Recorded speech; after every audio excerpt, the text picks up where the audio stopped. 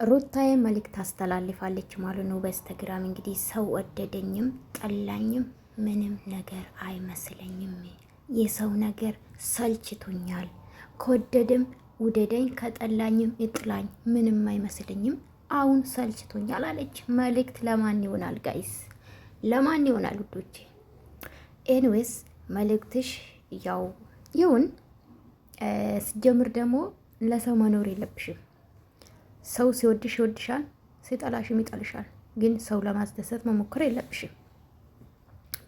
አንቺ ለሰው ብትኖሪ ኖሮ፣ ለሰው ብትጨነቂ ኖሮ ለኦዲየንስ ለግሬስ ፋሚሊ ነበር የምትጨነቁ ማለት ነው። ለምን በጣም ከልብ የሚወዱሽ ብዙ ኦዲየንስ አሉ።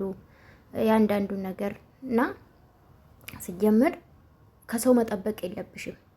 ፈጣሪ የሚያስደስተው ምን ሰርቻለሁ፣ ምን የሰራው ነው ብለሽ ነው ማሰብ ያለብሽ። ሰው ተደሰተ አልተደሰተ የራስሽን ላይፍ መኖር አለብሽ። እውነተኛ ላይ ፌክ ሳውን ማለት ነው፣ የሚዲያ ፌክ ሳውን እውነተኛ ህይወት መኖር ነው አለብሽ እንጂ ሰው ወደደሽ ጠላሽ ላንቺ የሚጠቅም ነገር የለም።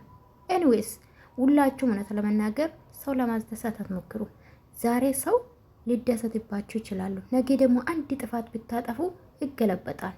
የሀበሻ ባህሪ ነው ጋይስ። ስለዚህ ሩታ መልእክቱ ደስ ይላል፣ ግን እኔ ምን ሰራው ብለሽ የሚያስደስተኝ ምንድን ነው?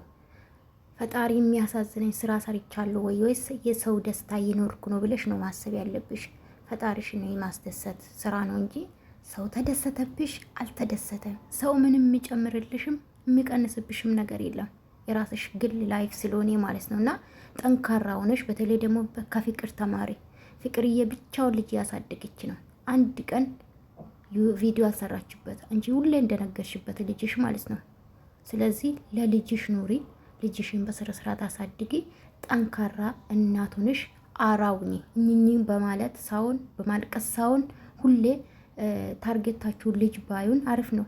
በቃ የራሳችሁን አይዲያ አምጡ፣ በልጅ አትንገዱ። እሺ ከአረገሽ ጀምሮ እስከ ዛሬ በልጅሽ ነው የሰራችኋላችሁ።